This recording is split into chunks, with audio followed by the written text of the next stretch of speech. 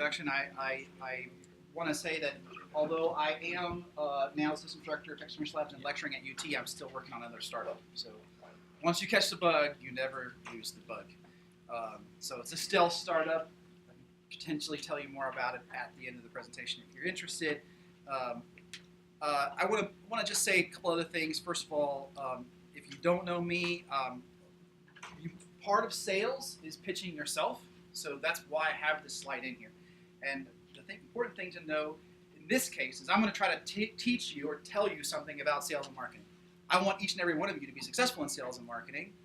And the first important lesson is you got to pitch yourself first in some form or fashion. So this is my CV in short. Although I have to give a lot of credit to this last line here, super life, kids, dogs, and horses. So that is me. Has anyone heard of the Killer Nick, the network card for gamers? I know you have. All right, well, there's a little funny story about this product. It came about because I was experiencing lag in video games. So who in here are video gamers? Okay, about a third. That's unusual. Usually it's a higher percentage. So the rest of you need to get in the game. Why? Because it's fun. And it's taken over the world. Virtual reality is about to hit us all so hard in the face that you are going to be reeling. Nevertheless, in the video games, there's a thing called lag, where you're trying to aim the gun, you're trying to shoot, or you're trying to swing the bat, but it's frozen. Ball goes by, right? And then your bat swings. That's lag. That's the problem that we were solving with the Killer Network card. We solved it pretty well. Company grew very quickly. We did $10 million in our second year, and then we were acquired by Qualcomm in 2010. So pretty cool stuff. But the question always comes up, and you probably know this picture: if you build it, will they come? So who knows what I'm talking about? What am I talking about? The baseball field out in the middle of the cornfields, and all of the famous old baseball players that were going to come if you built them their castle in the sky. Thank you for sharing that. That's correct. Who knows what I'm talking about from a business context? Yeah. Market validation. In a way, market validation. Yeah. I guess what I'm doing would be more like technology commercialization. You start with a product or solution that you want people to buy. Hopefully, you're hoping it's good enough that they'll be enticed just automatically to get it, but that's not really the case. I agree with that. Yeah. Basically, a little bit like what you said, building an MVP and just making people. That's basically everything. Starts it off. Well, it's interesting because all those are true, but I think there's something more important, and that is you've got to think about marketing with the product. Because here's the fact: if you build it, they won't come. They're not coming. Not unless they hear about it. So you've got to build the marketing in. Now, this is a talk on sales and marketing, which is why I'm starting here. Because marketing is not just putting up ads on Google and Facebook and Amazon and whatever. That's not marketing. Marketing is traditionally, who's heard of the 4 Ps? A couple of you have. All right. The reason that's an interesting concept, 4 Ps, product, place, price, promotion. The reason that's usually the way that marketing is taught in the university setting is because it immediately reminds you that promotion is only 1/4 of marketing. And if you don't know that right now, it's a really important lesson. The first and most important lesson, so that's why it's step 1, proactive marketing. It's not just about advertising, promotion, and getting buzz. That's only 1/4 of marketing. Step 1, proactive marketing, means building marketing into the product. Can anybody think of a famous video game that had the most viral marketing built into it of all time? This has to do with farming. Farmville. Yeah, Farmville. Who here has heard of Farmville? Almost everyone. Good. Who here has gotten annoyed by their friends? Okay, Facebook has clamped down on this in the last 5 years, but 5 years ago they didn't, and you would get spammed by your friends constantly. Please help me in Farmville. Please, please, please help me. And that to me is one of the coolest, most interesting marketing techniques ever invented, and it had nothing to do with promotion. It was in the product. You had to get a friend to help you get to the next level. You see how that's marketing built in? By definition, anybody that gets there is going to be stopped unless they can get their friend to join in. That's building the marketing into the product. And there are modern ways to do this. And these are the things that when you're in the product concept phase, which many of you are right now, you got to be thinking about this now. How can I not necessarily put roadblocks in, but how can I make it worthwhile to interact with other people? That's a very, very useful technique. That's a social sharing technique. How can I make it? How can I reward people for bringing me customers or for referring me? So that's a term called referral rewards. Does anybody know of any companies that have referral rewards? What is it? Airbnb. Airbnb. Yeah, like all the ride sharings. All the ride sharings. Pretty much every company has it, and they built it into the product, and it has nothing to do with promotion, but it has everything to do with the product. Does that make sense? Does anybody have any questions about building that into the product? Let me tell you now the number one secret of all marketing. We're going to get into sales in a little bit, but this is the number one secret to all marketing, and hopefully I can get Dr. Altunian to agree with me on this one. But word of mouth is the number one method of marketing of all time. But what is word of mouth? Can anybody describe it? He's nodding his head, by the way. He agreed with me. Thank you. Yeah. Are you separating that from direct sales? Yes. Anybody? Where one guy tells his friend about a cool product. That Precisely. Of all time, that is the number one most effective means of marketing. So, would you like to have some word of mouth? What the heck? How do you get that? And the answer is the purple cow. And that's why there's a picture of a purple cow. It's also a book by a very famous author named Seth Godin. If you want to check out the book, it's called The Purple Cow. And what this purple cow signifies is that you have to be remarkable. In order to get word of mouth marketing, in other words, a friend to tell another friend, hey, check this out, you have to be, your product, this is why we're still on product, your product has to be remarkable. So what does remarkable mean? Can anybody define it for me? Somebody? Worth being talked about? Worth being talked about. I like that definition. That's right. Worth being remarked upon. So I'll tell you the brief story of the purple cow. Seth Godin was driving down the highway, somewhere Route 66. He saw all these restaurants and shops. Boring, boring, boring. Suddenly, there was a cow painted purple in a pasture in front of an ice cream shop. And he did a double take. I mean, who here has seen a cow painted purple? You might have seen it now, but 20 years ago when he wrote the book, he slammed on his brakes. What the heck, a purple cow? And he turned over and he went for the ice cream. Okay, very simple example, but then word spread, right? He talked about this purple cow. Now this ice cream shop is like the number one ice cream shop in wherever Utah this thing was. So, remarkable in your product. Who thinks they have a remarkable product? What is it? It's a medical device to disinfect wounds. What's remarkable about it? Hasn't been used like this before. The technology. Okay. What do you think? You can make your robots feel easier. You can make your what? Robots feel easier. Your robots. Instead of having to just build a robot and then build something like a skin, you don't have to. It's just in the robot already. Okay. Anybody else have a remarkable product? Yeah. A new robot that's really easy to integrate into airplane assembly lines. Okay. So, interesting that these were the examples because you guys have heard the term B2B and B2C. And we often think of B2C when we think remarkable, as in something a consumer will want and therefore consumers are talking. But people forget that B2B, people talk too.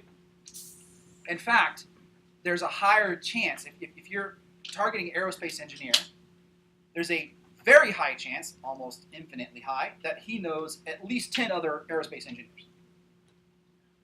And whom will he remark upon to this magical robot? Of course, most of the room doesn't care.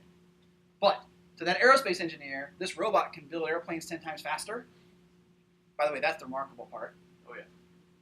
That's what he's going to remark on to his aerospace engineer friends, which happen to be your next customers.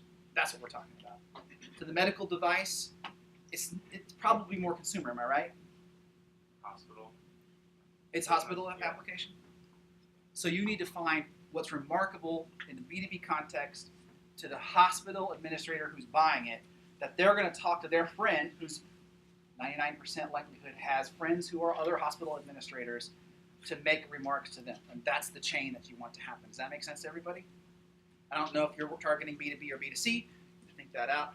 But if it's B2C, honestly, that's a little bit more of my bailiwick. I'm more of a B2C guy. But B2B, it's still the same concept. It's just a smaller pool. But the good thing is these networks self-organize, and they already know people who are going to be doing that same thing. Okay, I'm going to go a little faster because we've got a lot of material. But does anyone know spam? Who has tried spam? Okay, now leave your hand up if you like it. Oh, great, a few of you. And leave your hand up if you're German. Says the Navy girl. I thought so. I was in Germany and I was like, what is this stuff? And they put it in a fancy gourmet bread and like, it was this fancy sandwich and I found out later it was a form of canned meat. And I'm like, which spam is just canned meat if you don't know. And I'm like, oh wow. So they fry it and everything else. It's really special. Did not taste special to me. I did not particularly like it. I forgot exactly why I put that picture in. No, I'm just kidding. The reason that picture is in there is because no product is for everyone. And this is a really important message about marketing. Because as we started talking about with B2B, you're targeting specifically aerospace engineers. You're targeting specifically hospital administrators, right?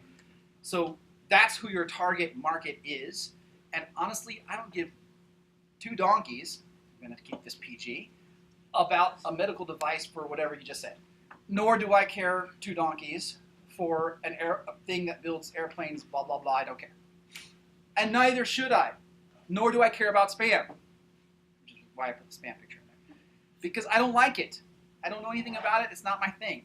However, those of you who raised your hands and kept them up, or if you're from Germany, you love it. And there's a market for you, and that's your target market. So second key step is begin with the customer in mind, the specific customer in mind. So if you don't know if you're B2B or B2C, you've got a problem. You got a problem you got to solve today. Take a gamble, take a guess, go one direction or another. You need to know who your customer is, or you're not going to get anywhere. Right?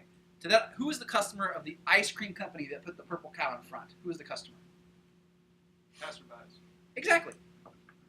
Drivers in their car going by on Route 66.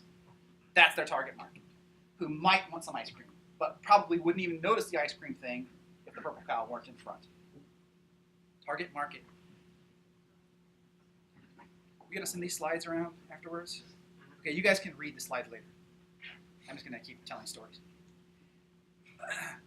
So, this is another funny picture because it demonstrates what marketing was like before we had analytics.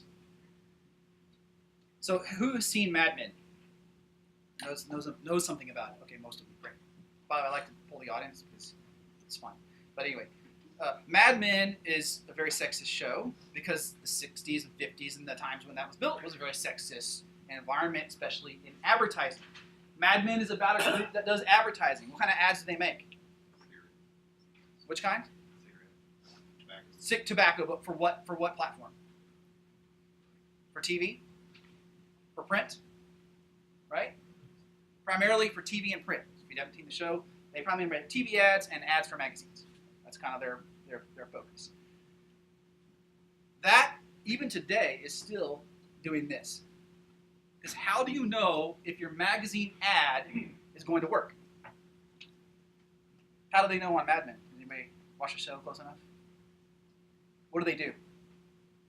They bring in some people. They do focus groups, right? And they test them out against a small group to see how people will react to the ad. That's about as good as you can get. That's analytics before analytics. Nowadays, can we do better? I think we can. Step 3, doing more important marketing first and often and find what works. So how do we know if the ad actually delivered in sales beyond the focus group today? Let's say it's a magazine ad. How would we know? You don't know. Very hard. So I'll tell you what I did and what you can steal. I created a vanity URL. Who knows what that is? Special URL for one-time use. Throw it away, right? So I used, it was called endlagnow.org. It's now defunct. We put it in a magazine. We said, do you want to end lag? You need the killer Nick. Go to endlagnow.org. And we only put it in that one ad. How much did that cost us?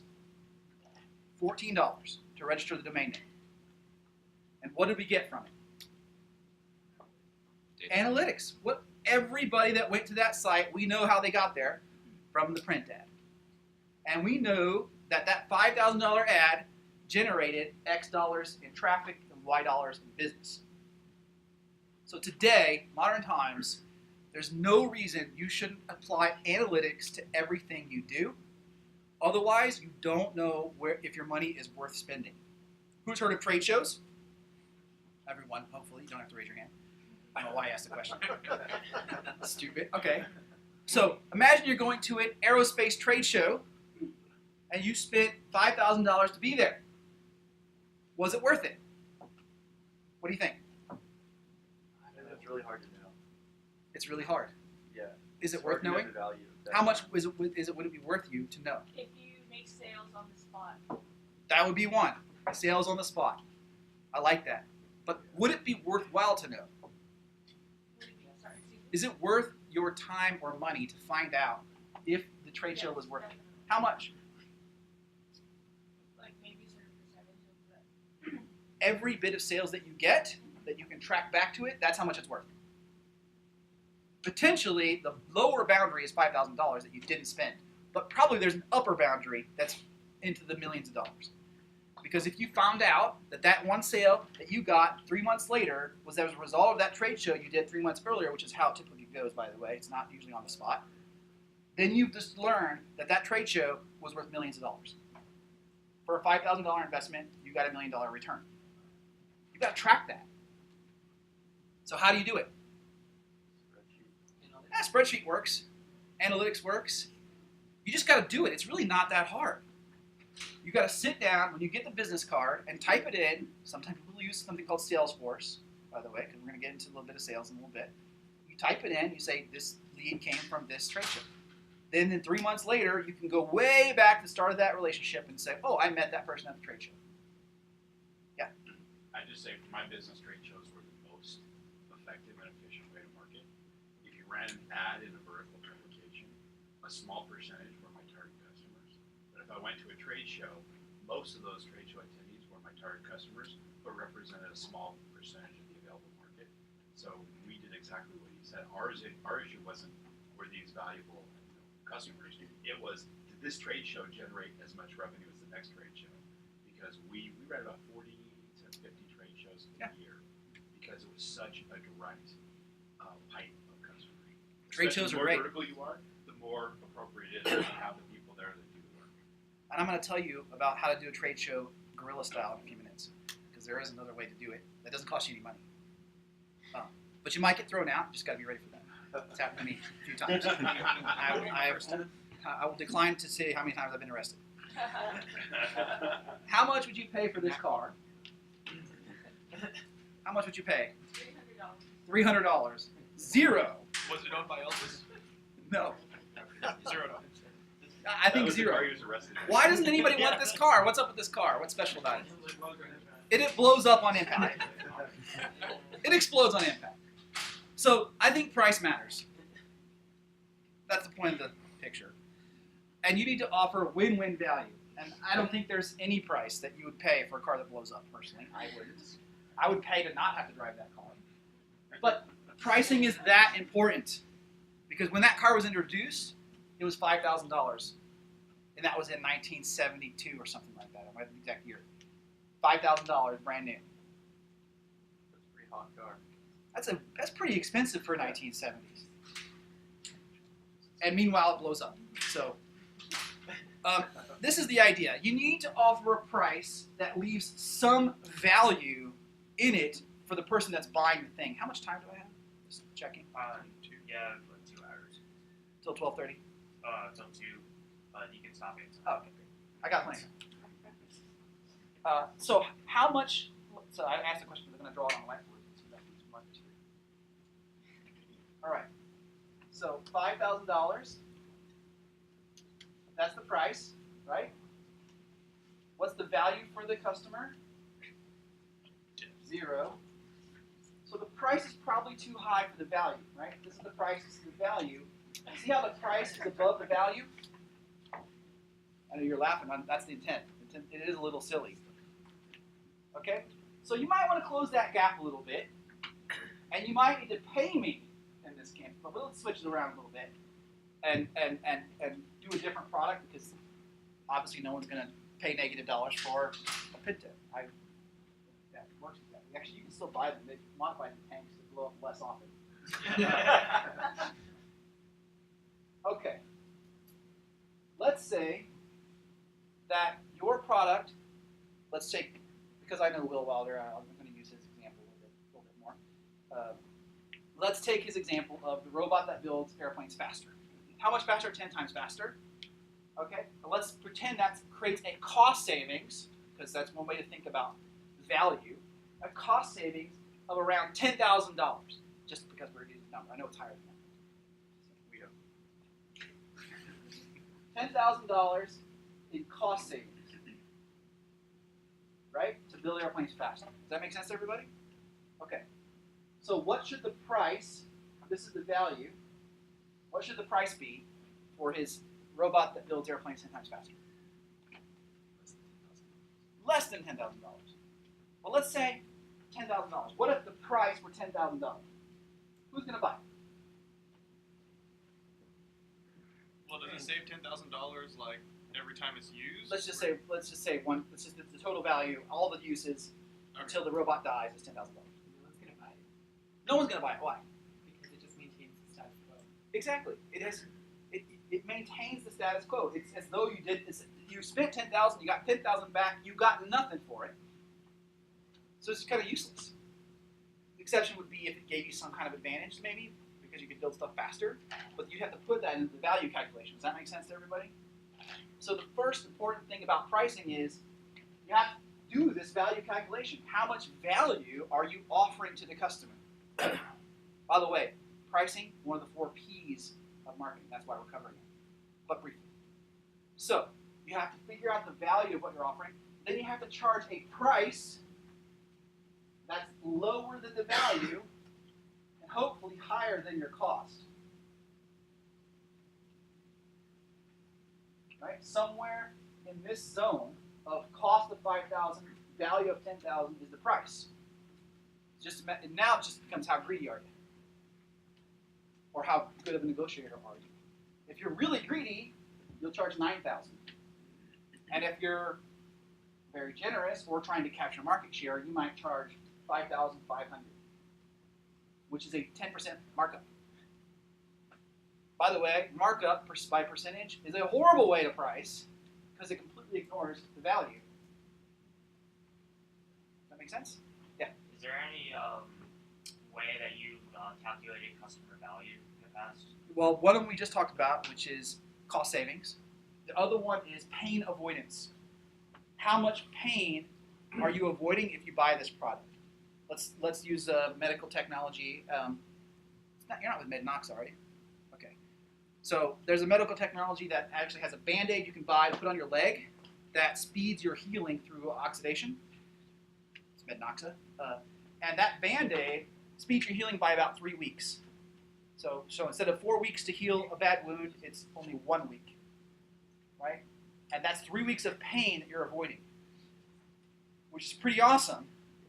That pain avoidance is what you do a mathematical calculation on. And you can do it by survey or conversation with customers. It's a great way to do it. How much would you pay to get out of bed 3 weeks earlier? Oh, you pay $10,000? Okay, that's a value. And do an average. Average is about $1,000. Okay, I have a value now. Is that my price? No, my price has to be lower than the value. That make sense? There are many more techniques, and the slide can talk about more of them. But we have limited time, so let's push on. This is my favorite slide because I'm a huge Mario fan, and I stole this from the internet without attribution. So, my Just kidding. There's the attribution right there. Useronboard.com. So, what is this slide showing? It's showing a video game from the late 80s, early 90s called Super Mario Brothers. Who's heard of it? This is a real question. Okay. Okay, it's really important to me to know that. This is the concept. This is the person who's a potential customer, right? This is your product. It's a flower. Now, who knows when Mario eats a flower, what happens? It's huge. She spits flames. Something cool, music happens, and you can shoot flames. In fact, that's what you're selling. You're selling the awesome person who can do rad shit. Sorry, I thought I was going to make it PG. It's already. I guess it's PG for TV these days. They can say that now. I don't know. Anyway, they can shoot fireballs. Now, who here would like to shoot fireballs? I just want to know. Yes, I would too. In fact, I've envisioned a VR game where you can do just that. Because VR is coming. It's going to hit you. You're going to put on goggles. I'm going to shoot fireballs at you. You're going to be shooting back at me in this room, in real time. Who wants to play that game? Heck yeah, that's going to be awesome. It's coming. It's around the corner. There's one in Ohio or in Utah, I think. It's like an arena, and it's like laser tag with VR. Oh, that's awesome. That's awesome. Well, all this stuff is happening.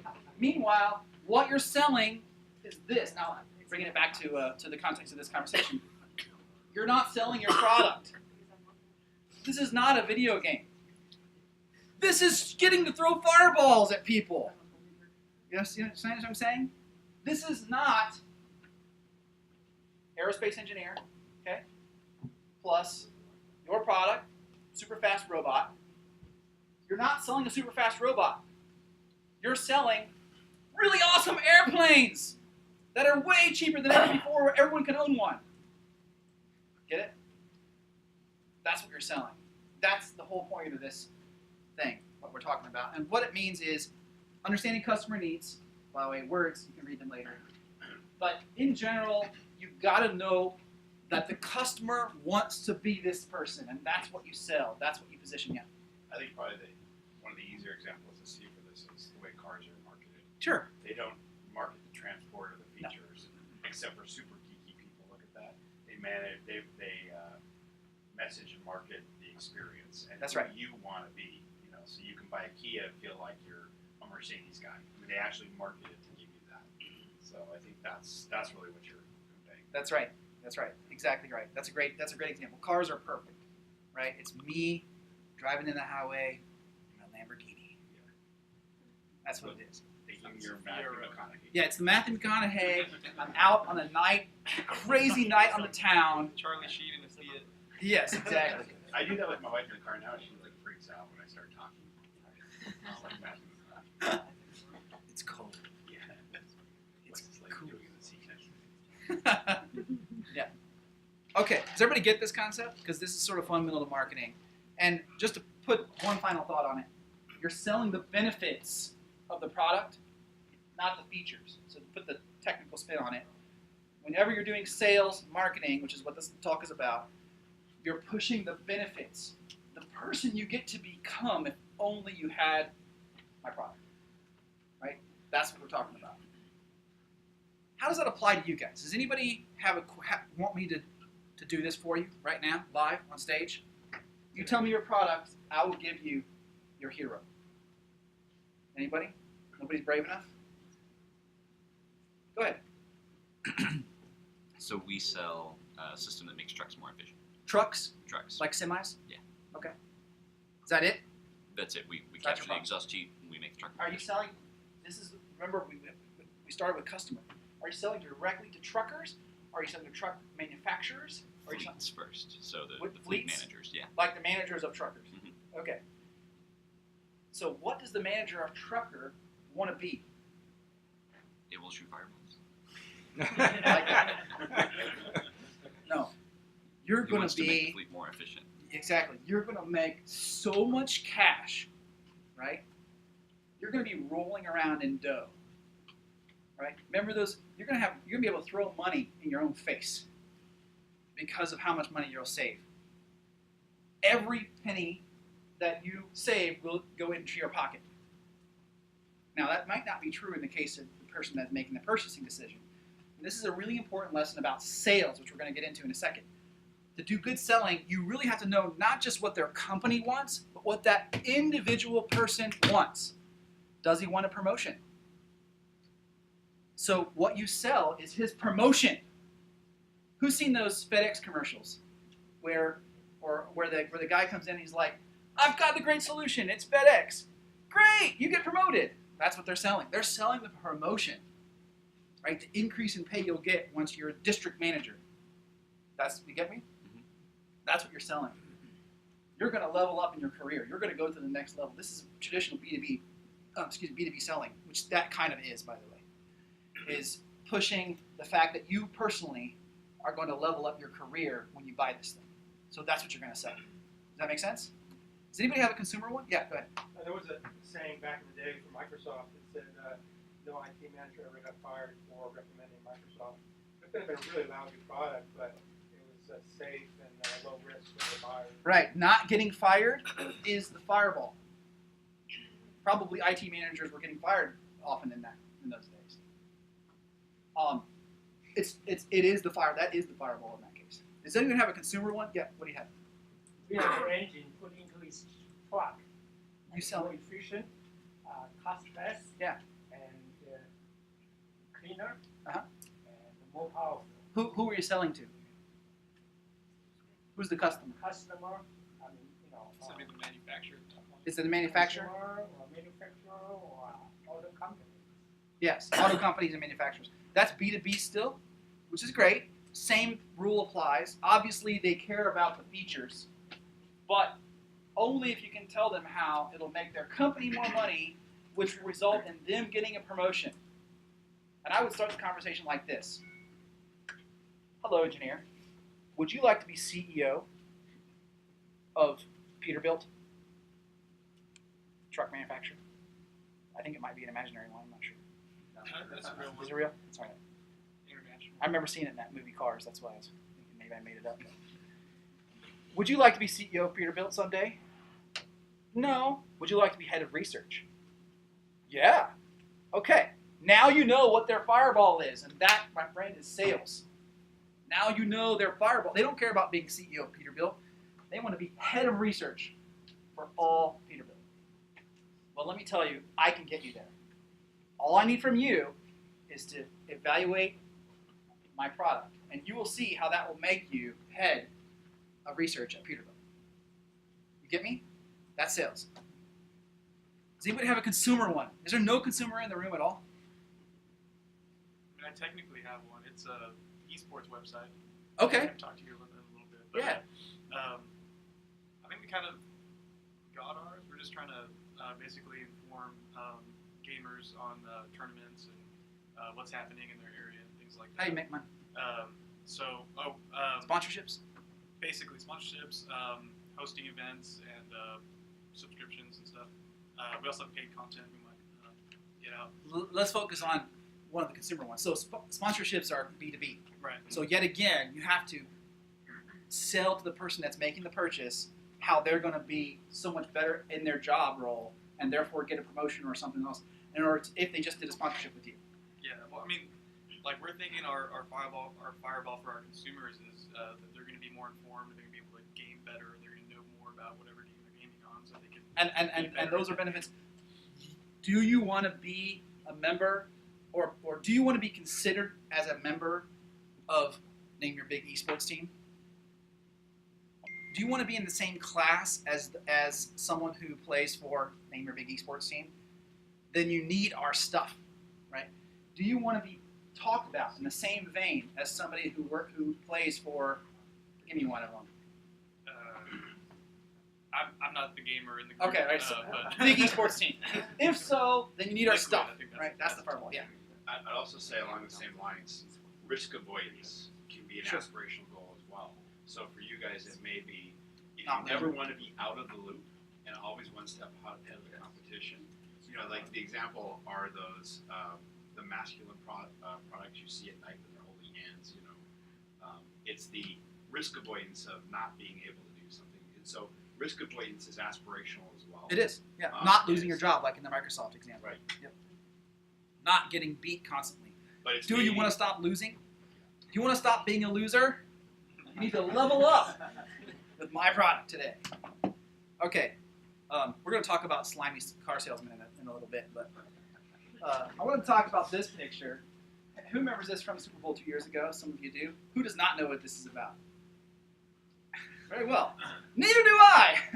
But interestingly enough, it's kind of both a bad example and a good example of an integrated marketing campaign. What's happening here is there's a website called GoDaddy.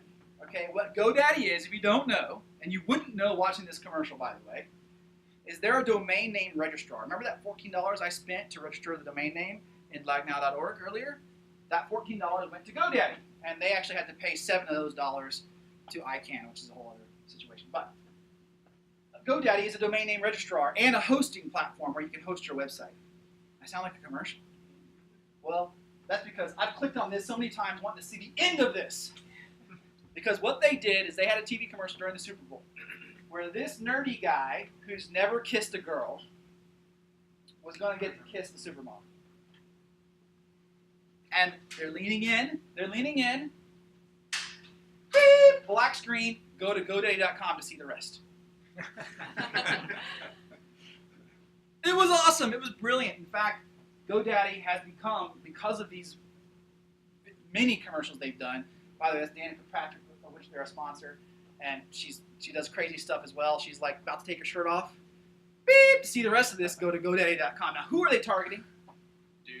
Dudes, absolutely dudes. Specifically IT managers or dudes who want to build websites almost exclusively. Not really. NASCAR fans. Huh? NASCAR fans. Potentially, but dudes. Because they're watching NASCAR, they're watching whatever, they're watching Super Bowl. And that's what they're watching. They're very targeted. See how they're targeted? They're in the Super Bowl commercial. They're on the NASCAR. They're very male targeted. And other reasons. We won't get into those. But in general, the issue is they've created an integrated campaign that creates mystery. You want to find out what happens. You click through, and by the way, that's when they tell you about GoDaddy being able to be your web hosting platform. Not on the TV, but only after you've clicked through. Meanwhile, click here to see the rest of the video. And they give you the rest of the video, and it's always PG, by the way. So just to spare you the time, it's always PG. So, this is the idea, synergize the message. Everything within marketing works together to create the experience, so the PR has to match the reality. In other words, you can't just be all hype. Advertising matches the offer. The product matches the promised value. So if you promise this value, and therefore you charge this price, your real value better not be down here, or that's when you get customers complaining and returning and bad things happening. So you don't want to overpromise with what you're doing. All right. I have to put a Coke and New Coke example in because I'm required to by the marketing department at the University of Texas, who worked on this campaign. But anyway, New Coke may not have worked. So you all know the story of New Coke, right? Coke introduced a new formula because they were losing Pepsi taste tests. So they thought, well, we'll make our Coke taste more like Pepsi, and therefore have a better product. They got a bit of a revolt as a result. People were just a tad bit. And interestingly enough, within months after New Coke, they reintroduced Coca-Cola Classic, which was a huge, dramatic success. Original taste. Some people argue that was intentional. Some people will say it was a mistake well recovered. Either way, the point of this is to understand the lifetime value of a customer. Remembering that a sale could be multiple sales. Especially if you're B2B, right? You don't, which is why this value equation is so important, and you don't want to overprice above your value, because this sale today is likely to lead to another sale in the future. For Coca-Cola, that's absolutely true. They had such loyalty with their brand that when they shifted, people were revolting, and their sales were tanking. They were very smart and recovered, potentially, or they were very smart and did the whole thing. But either way, they understood that the lifetime value of a Coca-Cola customer is super, super high and super important to keep them loyal. Hence, they brought back the classic. All right.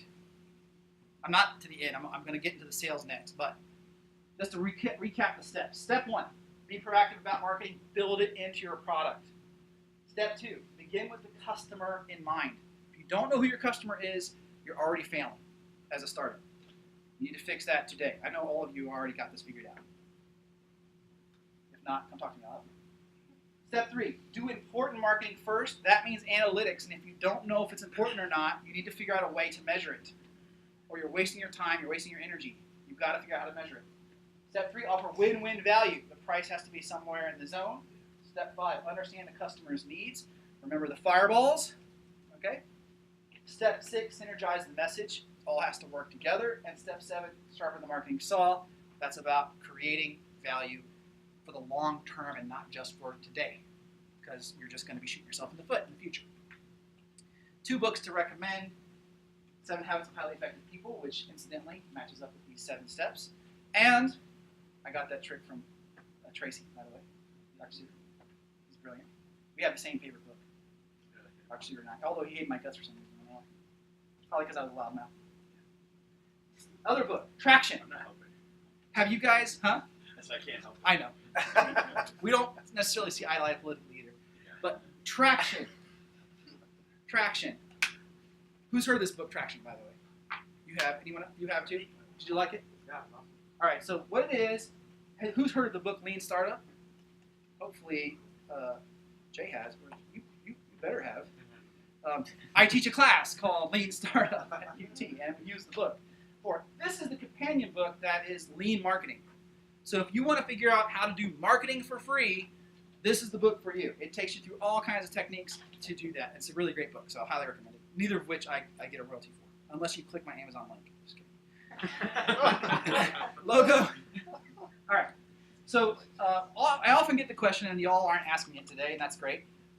What about my logo? What about my box design? What about social media marketing and other stuff? And let me just tell you now, all of that other stuff doesn't really matter if your product is wrong, if your customer isn't right. There's no point to talking about a logo if your product doesn't have value and you don't know who your customer is. That's why I focus so hard on those things. Because you can have the best social media marketing technique ever, I'm going to give it to you in a minute, because it's what this is about, and still completely fail because your product doesn't deliver on the value or you're targeting the wrong customer. So that's really important. You can get a logo very cheaply online. There are logo creation services, and they've served just fine. It really doesn't matter because startups aren't really about brand in the early days. So a lot of these things regarding logo and social and design and other things are about brand. So the difference between brand and customer acquisition is dramatic. So who can tell me the difference between brand and customer acquisition? Anybody? Nobody knows the difference? Take a guess. Yell it out. What's brand? What people think about your company. Yeah, what people think about your company. Very good. That's brand. What's customer acquisition? How you get customers. See how they're very different? Some people think they're the same thing. Some professors at UT think they're the same thing. But they're not.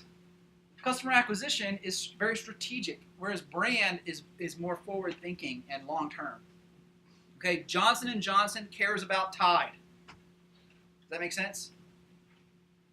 But nobody else does. We care about clean clothes. Does that make sense? Now, brand loyalty happens over time. If your grandma used Tide and your mom used Tide and your great-grandma and your great-grandma, and they all use Tide, and you've just been using Tide forever and you really believe in Tide, you are brand loyal, like Coke.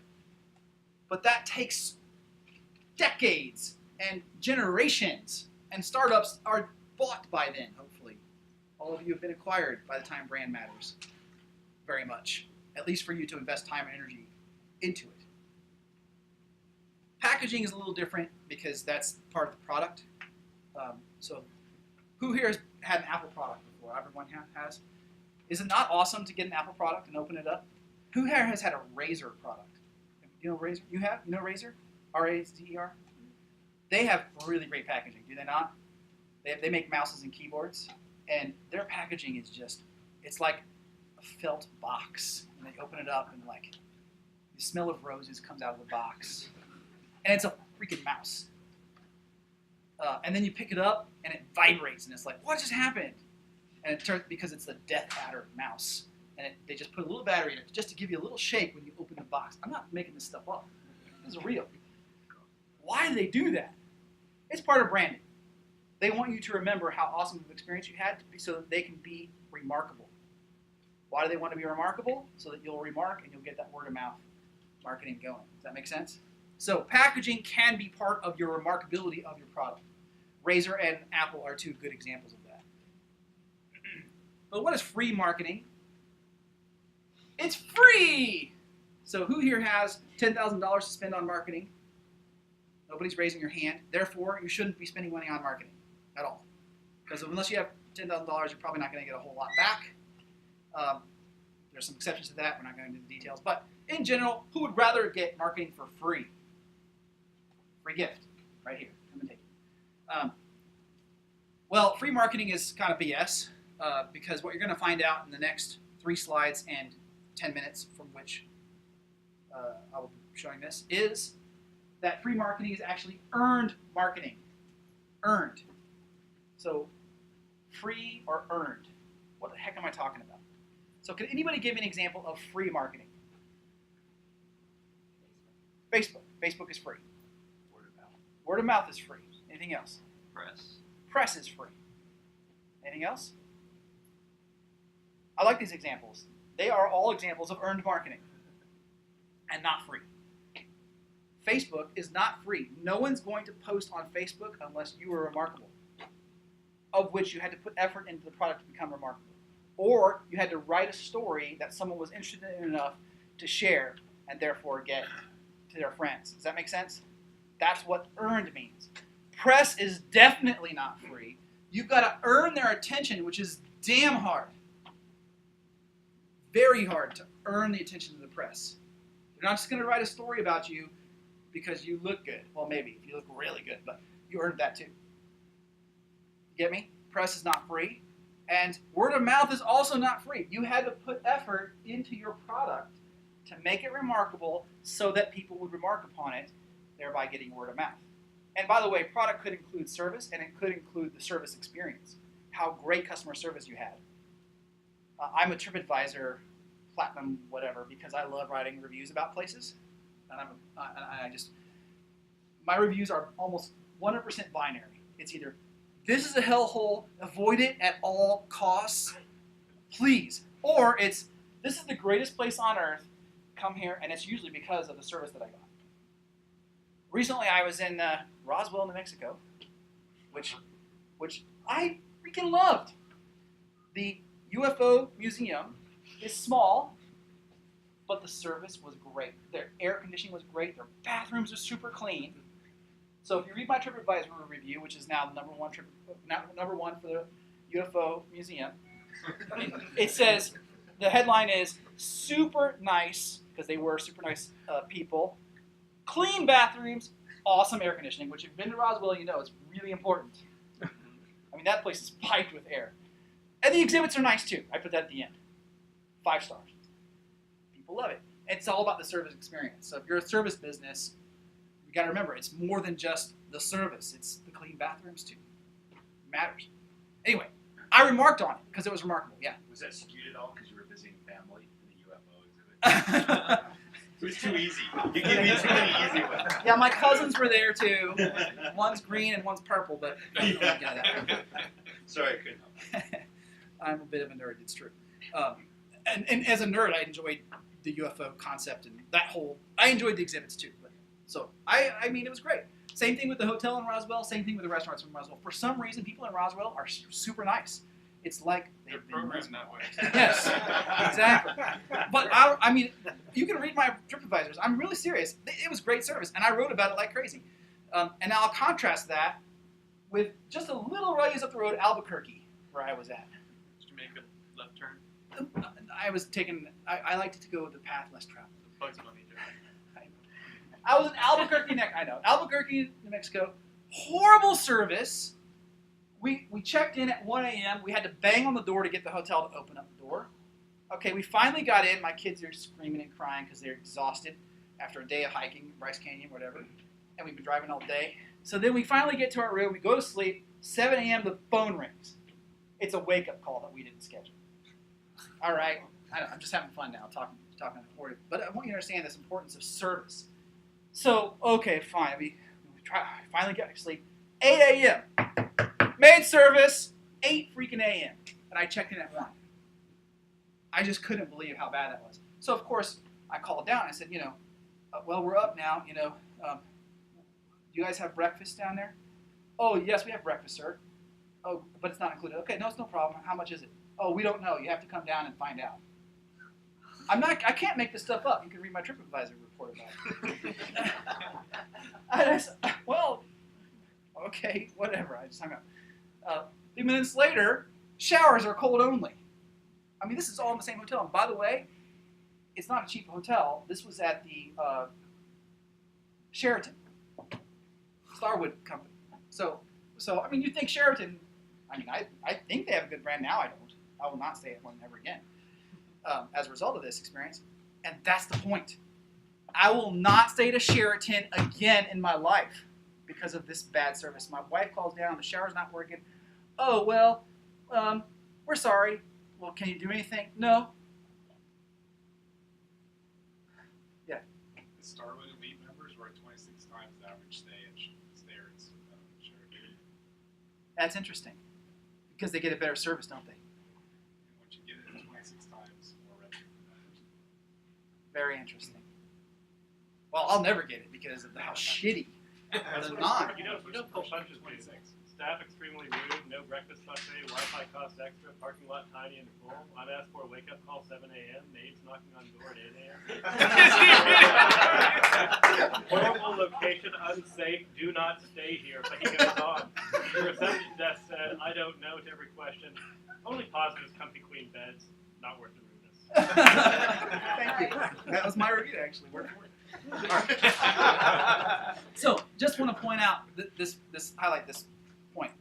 Service matters. It's part of your product. It's dramatically important for all future customers, especially with social media and the prevalence of this stuff. A bad service experience could destroy your company. It's better to give the refund. Take it from someone who has learned. Better to give the refund and say, I'm so sorry. Please have 10 free stays. Something. Anything is better than that. You know how many people are not going to go to that hotel because of that review? Right on the front page, man. Tons of people are going to not go to that hotel because of that. Did they ever contact you back? No, nothing. Never. Really? Nope. I mean, horrific. Okay.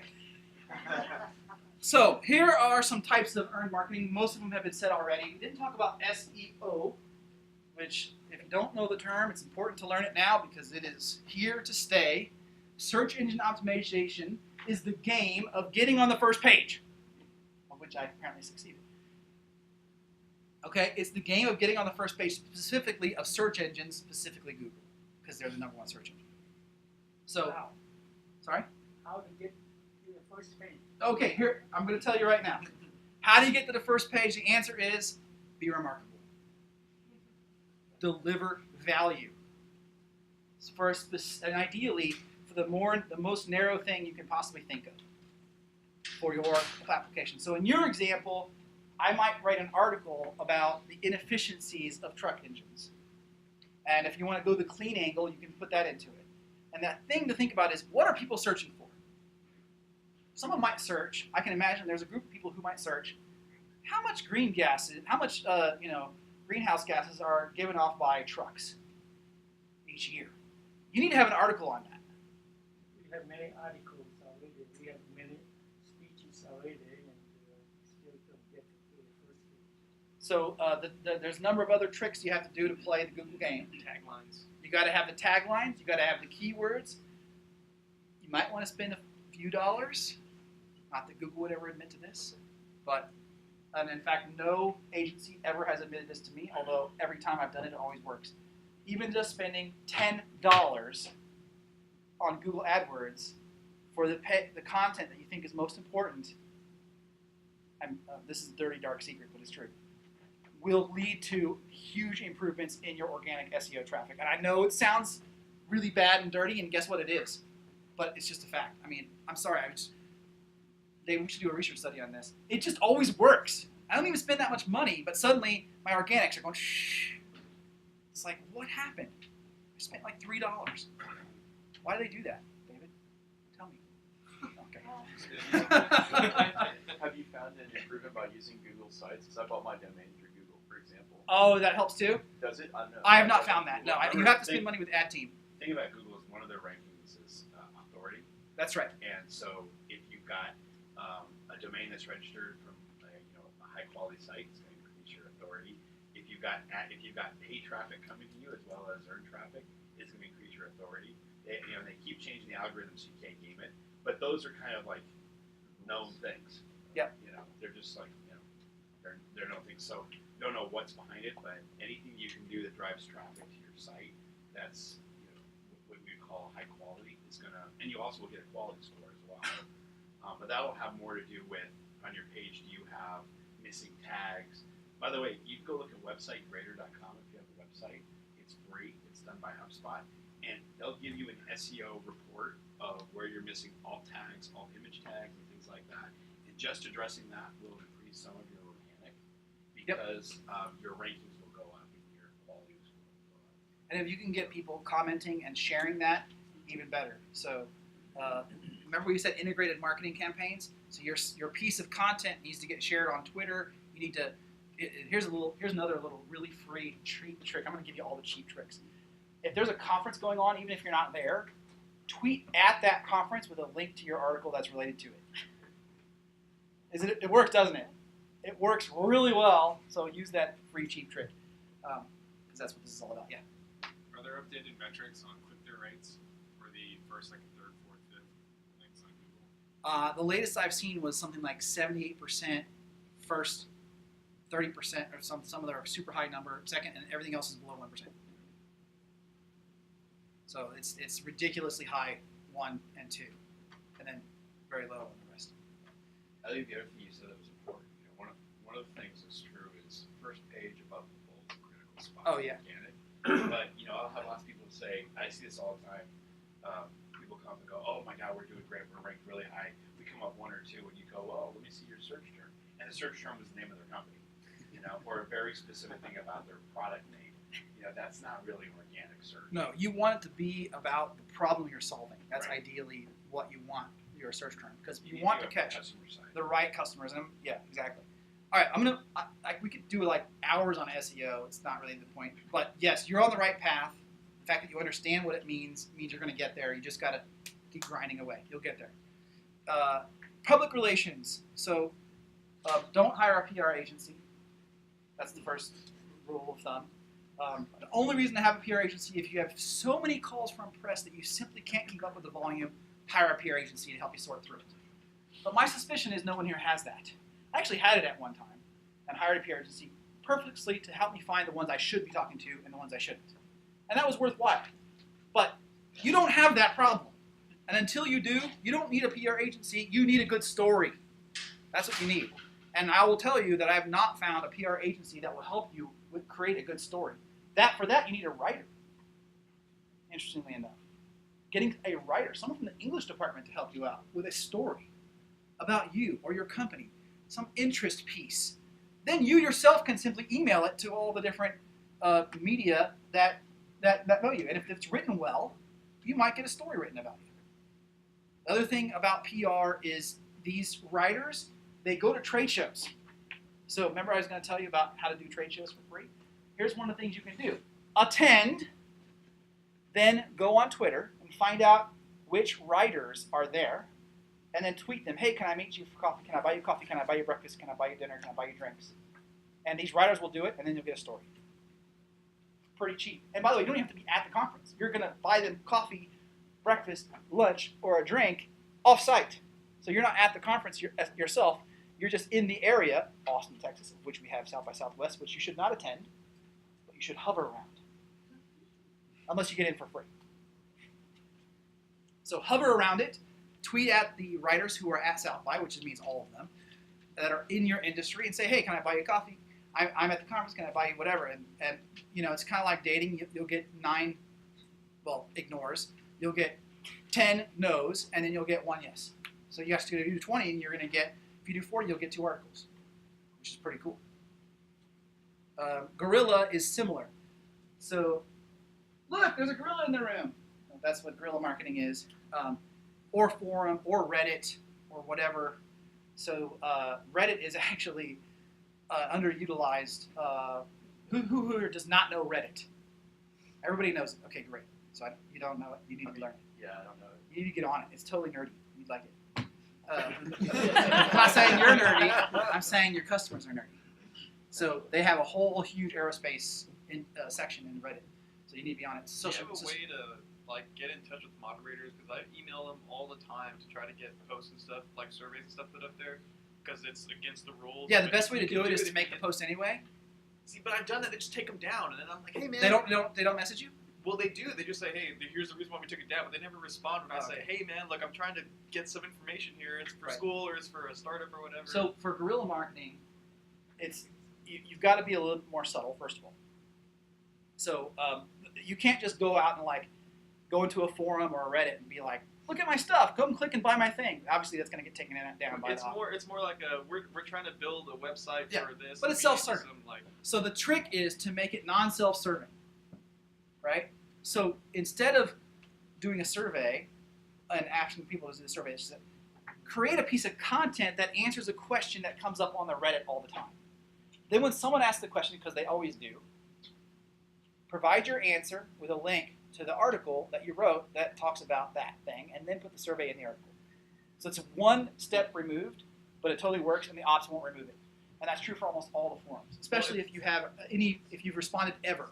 So even if you've just done a couple of responses, 2 or 3 over the last month, then when you post your whammo one, it'll work. And that's the way to do it. Responding to someone else's post with an answer to your content that has your survey in it. that's a great idea, and I'll do that. But what pisses me off is that I go on Reddit and I'll see other people's surveys on there. Right. I'm like, what? Yeah. How did you get in touch with the I know. moderator? That doesn't make any sense. I can't help with that one. I have no inside trick there. All right, yeah. Well, it's to catch everybody up to this, and because I've allocated myself only 5 more minutes to cover all free marketing. So, everybody understand guerrilla marketing? Let me tell you the other one. Yeah, go ahead. Go ahead. One other thing about guerrilla marketing, and that is actually putting on a gorilla suit. So guerrilla marketing originally came out with the idea of somebody putting on a gorilla suit, putting on a sign, and running through a conference with their information on the sign, because that's going to get people's eyes. What the heck? And then you see it. So whether it's a real gorilla suit or a virtual one, I'll tell you the one that I did but got nixed down by my legal department, which was I put on suit armor and I rode my horse, and I was handing out business cards from horseback. Legal shot me down after the first time. But we're in Texas. Well, it was more of a litigation issue. Yeah. So there's another form of guerrilla marketing that's used by a lot of startups, and it's the GUERILLA, and it's when you, it's basically comes out of like guerrilla warfare, where you jump on top of other people's marketing. So for example, we launched Motion Computing, which was a tablet PC company. Cool. Microsoft said they were not going to allow any of the OEM partners to be in their launch events around the world because they wanted to keep it even. So we hired mimes to come out and stand up front of the venues with our tablets and actually take pictures and mime, and do things. And people didn't know what the mimes were for. And at the end of it, we did a printout, and they got their sketches from the mime and their picture with information about motion computing. It basically cost us a few $100s in every city to do it, and Microsoft was totally pissed off.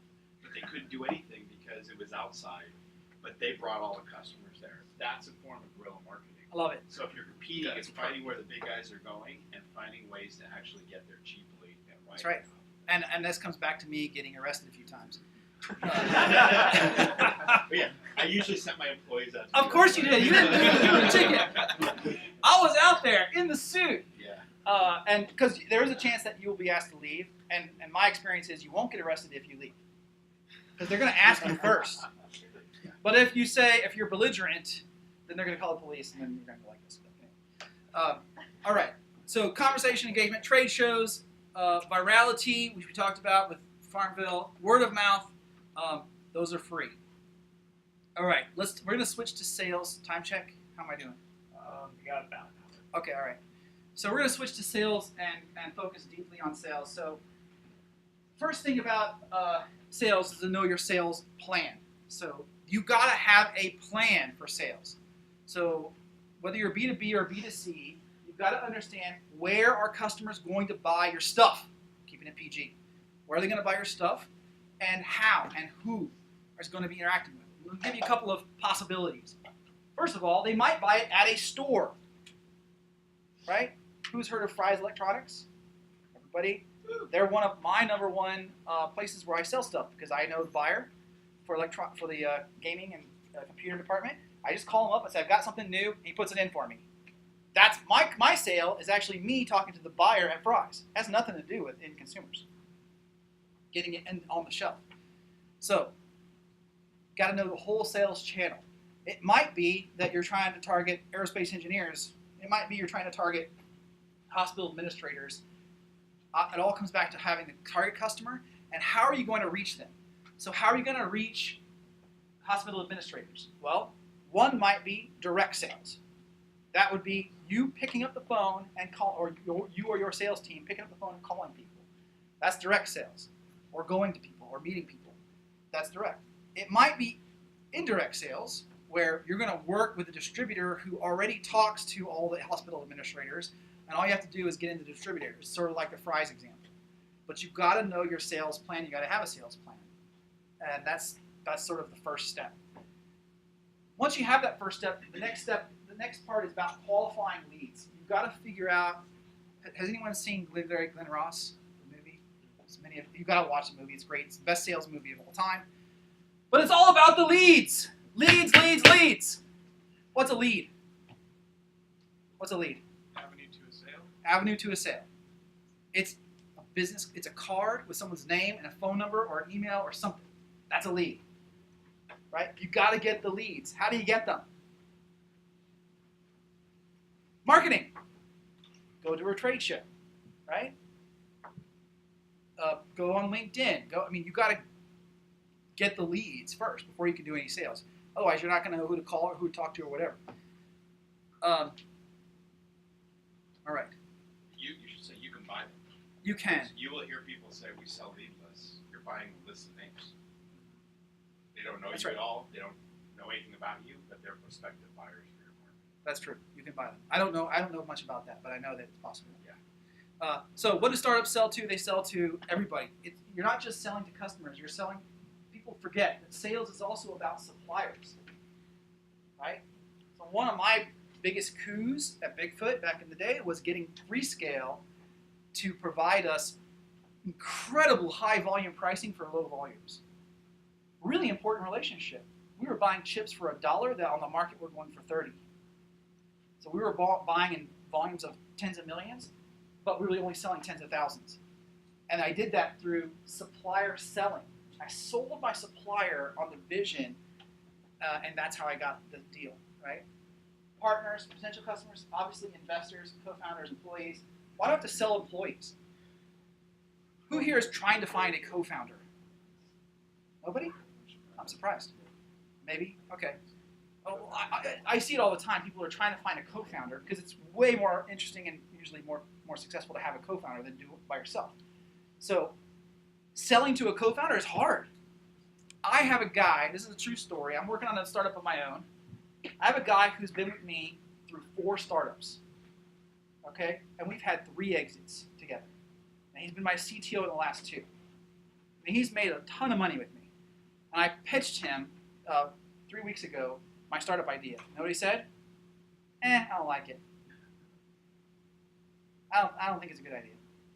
I'm like, does that mean you're not coming? He's like, not yet. I was really surprised. I mean, I wouldn't say he's my best friend, but he's near my best friend. And he's like, nah. I didn't sell him very good. I didn't sell him well enough. I'm trying to sell to get my first employee, my co-founder, my CTO co-founder. And he said no. So you're always selling. And you know what? Thinking back on that conversation, I didn't do it right. I thought I had this great relationship and it was just going to be easy. He was going to just say yes. All I had to do was tell him my idea and he's going to be on board because everything we do turns into something. It doesn't necessarily turn into gold, but it turns into something. So I thought for sure and I didn't approach it right. Before I get into the right approach to sales, let's talk about the wrong approach to sales. So here's a really important poll. Who thinks selling is slimy? Come on, be brave. 1, 2. Selling is slimy. 3, 4. All right. 5. Okay. Thank you for being brave. Appreciate it. Participation. Class participation. Well, personally, I think selling is slimy too. If I'm totally honest. That's why I don't like to sell. It sucks. I hate it. And in fact, when I do sales, I'm not selling. Which I'll explain in just a minute, and hopefully you'll all understand. Because here's the thing. If you start to feel slimy about sales, you're going to fail, first of all. And secondly, you're probably right. Most likely, this equation is messed up. Your price is higher than the value. And probably, and I see this all the time, probably there's a dispute between the value. The founder thinks it's this. The salesman thinks it's probably around here. Right? And your price is so close, there's no wiggle room. There's not enough value, and that's what makes you feel slimy, right? Because let me say it differently. Who here would feel slimy about selling somebody health insurance if you knew that next month they were going to desperately need it and it was going to be worth hundreds of thousands of dollars for them? Would you feel slimy about that? They don't have health insurance. They can get it right now, and you know for sure next month they're going to desperately need it. Like hundreds of thousands of dollars for only $1,000 today. You see the value? Is it slimy now? No, you're doing them a service. And that is sales. If you don't believe you're doing them a service, you're not gonna do sales. You shouldn't start. You gotta rethink the value of what you're offering. Because you're just not, it's slimy because the value's not there. I'm selling you a Pinto that's gonna blow up. I'd feel slimy about that. Right? It's all about the value. And if you don't feel it, then you're not getting there. All right, we talked about direct, indirect, and other things. So let's talk about how you do sales with direct sales force. You get some leads. You qualify the leads. That means you got to find out, are they the right buyer? Because let me go down this health example again. So in order for me to know whether or not health insurance is important for you, first of all, I need to know, do you have health insurance already? If so, then I'm already kind of in the questionable, slimy area, right? Because now I'm just trying to get you to switch. It's a little slimy. I'm just being myself here. If not, I need to know something about your health, right? Do you smoke? Do you exercise regularly? What's your diet like?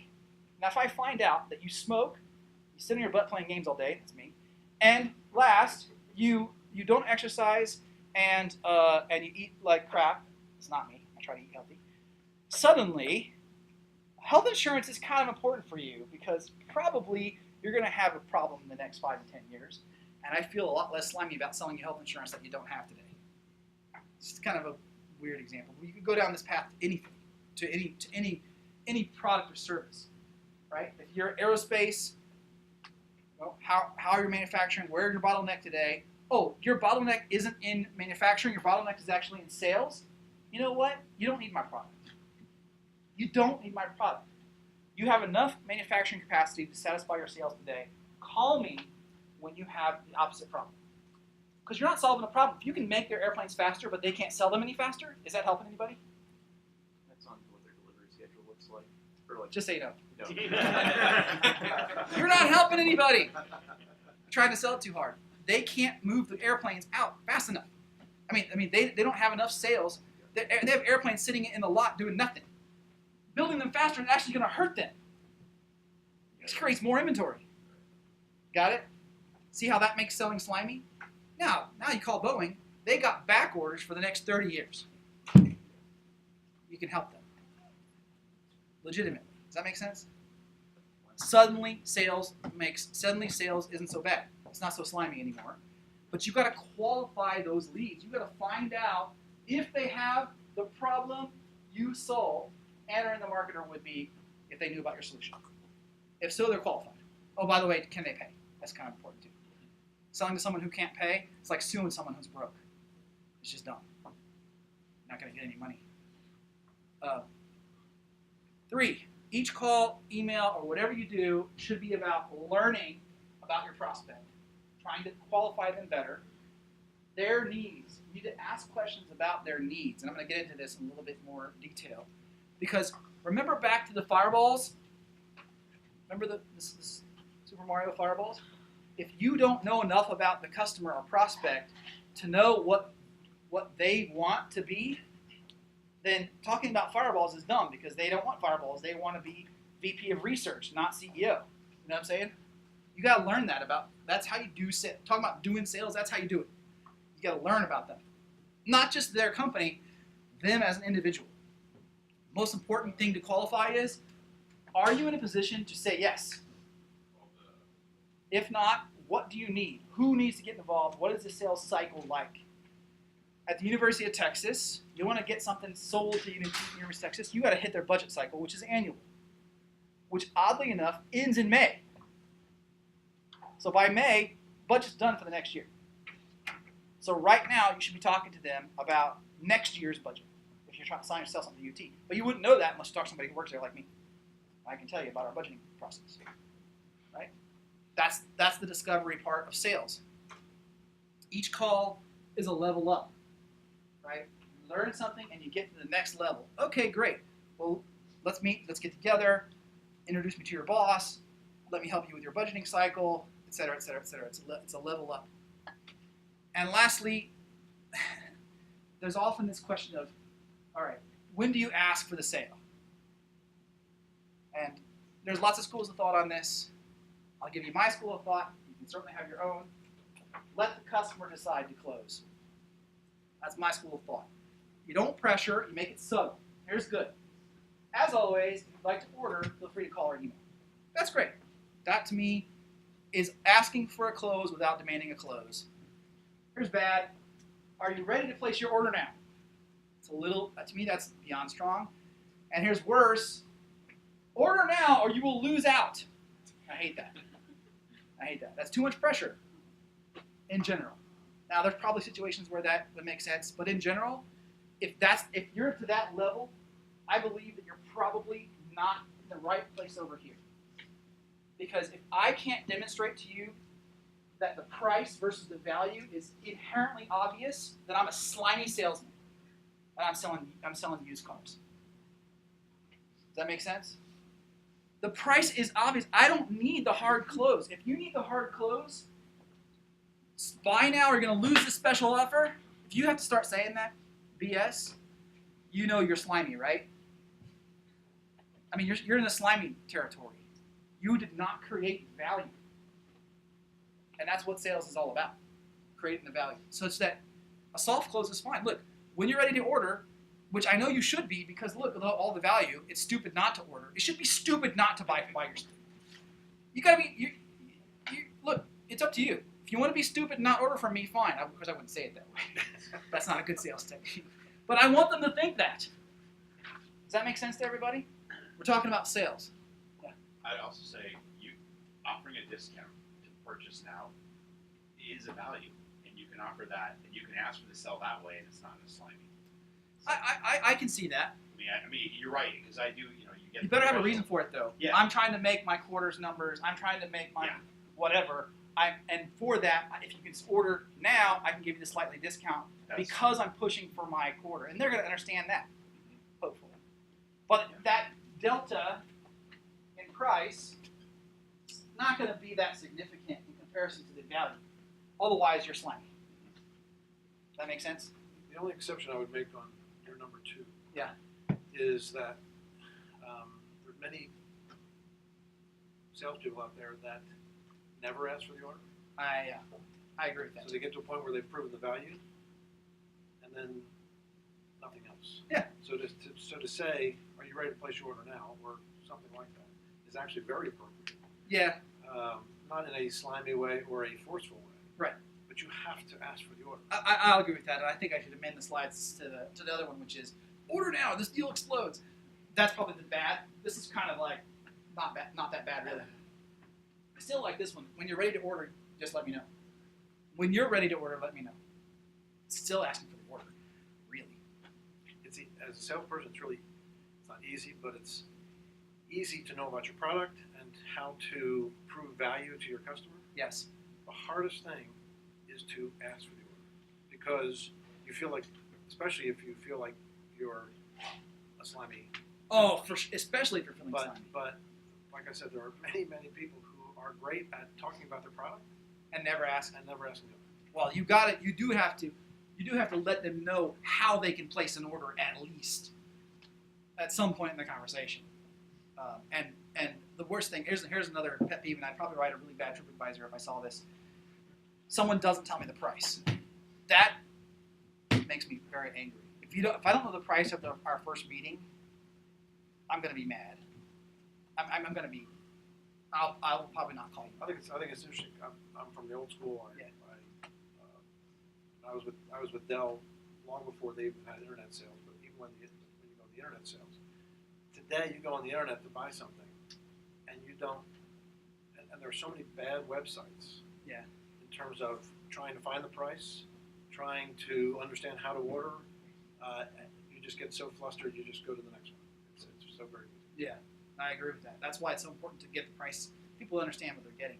Now we're talking about things that aren't just off-the-shelf computers. We're talking about things that are revolutionary.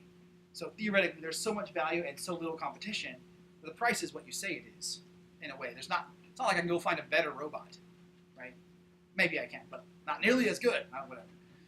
Okay, let's move on because I've got. I think I'm going to skip this part about websites and landing pages. I'm talking about the SPI in selling technique. There's I wrote an article about it. It comes from a book, SPI in. Neil Rackman has written this book called Spin Selling. It's a great book. I like it because it uses the word spin, which immediately feels slimy to me. But then when you read the book, it's actually telling you how not to be slimy in sales. And it's an acronym. S stands for situation questions, P stands for problem questions, I stands for implication questions, and N stands for need payoff questions. And I think it's a useful framework for sales that I wish more people would learn and use, because first of all, it focuses on questions, which I think is really important to qualify the lead, get them to understand their situation, figure out what a fireball is to them, right? So you ask about their situation, you ask about what problems did they have. Do you have, in specific, make sure you always ask, do you have the problem that I solve? Really important question. If not, you didn't qualify them for your problem. You mean you do not have a manufacturing problem? You can build all the airplanes that you need right now? You have no issues with capacity? Okay, well then my solution may not make sense for you. That so shockingly, and this is a true story, will cause people to want to do business with you. Because, holy crap, a salesperson who doesn't want to just sell me blindly, who actually cares about what I need, they may buy a robot anyway. It happens all the time. Tons of stories in this book about that specific situation that are real stories, not mine. Implication questions. If you could just be unconstrained, could you sell a lot more airplanes? If you had this new technology, could people be healthier faster? Could you save money through whatever your technology does? Could you become a better gamer? If you had this information, could you become a better gamer? Now, you're not going to do direct sales with your website, but just talking about this. Then need payoff. How much money would you save or earn if you had this solution? Now you've kind of construct through questions, through Socratic method, you've qualified the lead, you've gotten them to tell you the value. So this need payoff component is you want them to tell you what this is, ideally. Because for each customer it's going to be slightly different. Hopefully it'll be within a range, right? For Boeing it's probably way higher. For one of the smaller Cessna or whatever, it's probably a little lower. I don't know for sure. But all of it's above your price point, but you've just established the value from their point of view. And that's what need payoff is about. Now that they have that, when you tell them the price and it's lower than the value, here's where you can place your order. Yeah. Here's the form if you'd like to submit an order. Or how can I help get through your budgeting process? That's another great way to close. How can I help you get through your budgeting process to make this happen for next year? Because hopefully you've already learned about their budgeting process and their buying cycles, which could be years, could be 2 or 3 years. Working with the city of Austin, it's a 2-year budgeting cycle. Working with the state, I think it's longer. I don't know for sure. So, how can I help you get through your budgeting process? What do we need to do next to get? That's a level up. What do we need to do next to get this onto the schedule to be evaluated to add it to the budget? Sort of like, now you got to help them make the purchase. Does that make sense? Is everybody following? SPIN. It's a great book, and I've written up something nice about it. All right, I've got some backup slides, but in general, that's it for the sales and marketing. I wish I could tell you how to do sales better, but the reality is it should be easy to do sales as long as this equation we started with matches up and you're honest and direct with people. You're gonna have success. Any questions before I leave the stage? Yes. I have a real or imaginary case for you. Okay. VW has the problem with their emission, and they are going to pay at least $10 billion Yes. for fine. And their need is to build customer confidence in their technology, in their product. Yes. Our product can solve their problem. Yes. To rebuild that. That means they shouldn't do business usual. They should change their direction. Say, hey, we have this full product. It's safe, your money can solve the emission problem and more powerful and more efficient. So how do we penetrate that VW leadership? I'm gonna go back to the top. Gotta get some leads. And if you don't have leads, you gotta figure out a way to get leads, right? You need to find the people at VW who, at any level, just to get started. It could be an engineer, it could be a marketing director, it could be a PR manager. You gotta get in the door and then use that door to get to more leads and navigate the organization to find decision makers. So I probably should add the slide that I've got. I'll do this maybe in the future iteration of this presentation about the different types of people in an organization. Some people are sort of decision makers, some people are influencers, and some people are champions. And this, I didn't invent this, but it's a way of looking at an organization and trying to find the leads within an organization because, VW employs probably 100,000 people. So you can't kind of talk to any schmo, although any schmo can get you to the next schmo. To eventually you got to somebody who becomes a champion, and then someone who's an influencer, and then someone who's a decision maker. And that's the flow you got to get through. You got to get a champion, then an influencer, then get the decision makers. Heyo. Yes? No, you're the fingers. You're just never mind. Oh, was I? Yeah, you're just looking at everybody else. That's all right. It's PG. Yeah. Just on that, because this group, a lot of students who have entrepreneurial projects are building for the consumer market. And so a lot of the sort of selling paradigms are consumer focused. Most of you guys are, as you talked about earlier on, are focused on business selling. Yeah.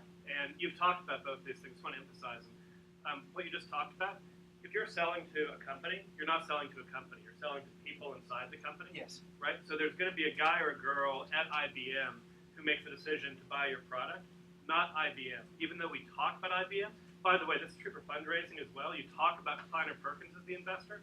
It's not. It's the partner at Kleiner Perkins who's your advocate, who's really making the decision. So even though you're in a business-to-business environment selling robot actuators or whatever else you're still selling to people, and that's really important. The second thing, and you mentioned this as well, sales cycle. So if you're selling to a consumer on the internet, that's great. Your sales cycle is you build it, you put it up, I click a button, and there's fulfillment. You guys, if you're selling to IBM or the University of Texas or anyone else, the sales cycle itself can be really long. And in fact, the time from a decision to place an order to when you get your check can be really, really long. A common place that companies at your stage of development fall over when they're in business to business, especially big, complicated sales, is they don't budget enough time for selling, right? Yeah, you can build it, and then a miracle occurs and you get money because somebody's using it. You really need to build time in to make that sale. And it takes a lot more time usually than you think it's going to take. So budgeting in, if you're doing something like robot actuators, budgeting in a year for the sales cycle and then another year to close the sale probably isn't actually too big. Or get paid after close the sale isn't probably too much time. So think about that as well. I agree with all those things, and one other thing about consumer, because I'm more of a consumer specialist, a lot of people forget that consumer is almost always also a B2B sale. And so for me, I was selling to the fries buyer, first and foremost. We had direct sales, but it's minuscule compared to getting the fries, then Best Buy, then Dell, right? And then we got standard on all Dell computers. Like, whoa, that's when we got acquired. That's what it took.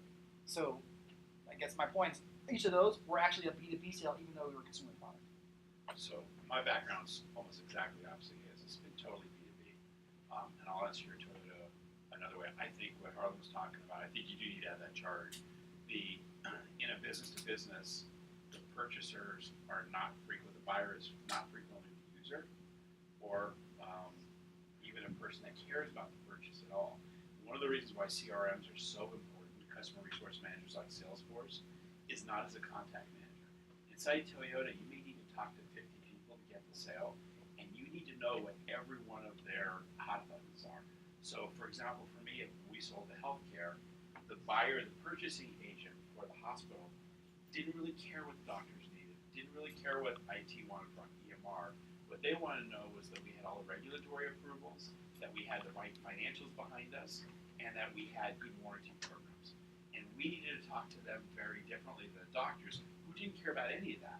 What they wanted to know was it Fast? Was it fast to run their application, and and was it easy to use? And actually, most of them want to know if they could watch movies on it, the doctors. But the chief medical officers wanted to know that they were secure from bloodborne pathogens. They were sealed. You can't do that in your head. So even if you have one customer, having a CRM where you're tracking what they care about and building those relationships. And when he talked about earned media and earned relationships, if you know that the buyer cares, or let's say the chief medical officer cares about bloodborne pathogens, you could be sending them articles on technology and bloodborne pathogens. In your case, you could be hitting all those people at Toyota with different pieces of content that you've learned that they care about to build that relationship. So B2B selling is about selling across that category he talks about and getting them. What happens when they get together, they go, hey, did you hear about Motion? Oh yeah, I've been talking to those guys, I love it. Why aren't we talking to Motion? That's kind of how you have to do that. So that is a big difference from selling to consumer, where you're trying to give a value proposition, right? And narrow the number of decision makers. In a B2B situation, you actually want to have as many of them covered as you can and track them and manage them.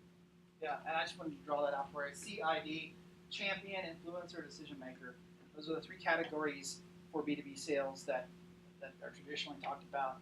Ideally, you get a champion that introduces you to influencers, that introduces you to decision maker. Is usually multiple, almost always a committee, almost always a budget involved. CIO is going to get involved.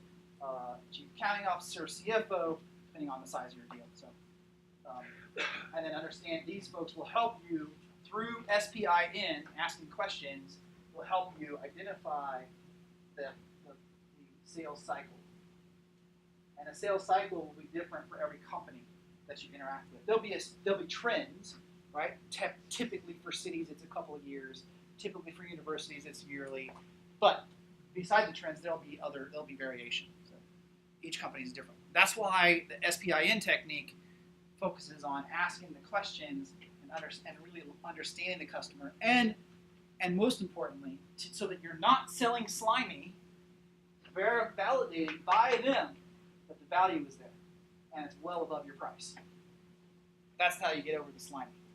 Do you have any rules of thumb regarding multiples, like the value for industrial equipment, like value versus price? Yeah, the price to value kind of ratio. Yes. Along those lines. Here's a rule of thumb: don't ever do that. Okay. Start with this value, then set this somewhere. I like putting it in the middle, but wherever. As soon as you start talking about multiples, you immediately start thinking cost basis, and that's the trap. Cost does not matter. No, not related to cost, but related to the value to the price. Right. Yeah, I'd say around in the middle would be good, because then what's neat about that is you can with a straight face say, look, there's a lot of value here. We're going to put it right in the middle, between cost and value. By the way, and this isn't zero. The midpoint is between cost and value. And when you value like industrial equipment, would you do like net present value calculations? Yeah, you can do it. You can do that. NPV? NPV would be great. That'd be a complicated way to do it, but would work. When I was trying to validate price, I knew what some of the competitor tools were, and it said for $100,000, how much value do you need those tools to deliver to you? Yeah. And I was surprised they frequently said $120,000 of value, Right. or $50,000 of value. It's true. I was expecting multiples, and it wasn't anywhere near that. Right. Which let me push price differently. Yeah, I mean, typically when I've sold this kind of stuff, you figure out they have like 2-year, payback period, and then that's like the maximum price essentially. And then they'll use it for 10 years, but they'll get their payback in 24 months or something like that. Your math is something easier than many others, right? A robot that cleans my floor. How do I value that? You know what I mean? Yeah, I mean, I'm having a hard time integrating like ergonomic savings, like how many carpal tunnels instances will I save? That data isn't super easy. It may not matter to them depending on the buyer. Benefits for that, or Yeah, that's, Okay. Any other questions? Anybody has any specific questions for your own companies that I can answer? No? All right. That's it then.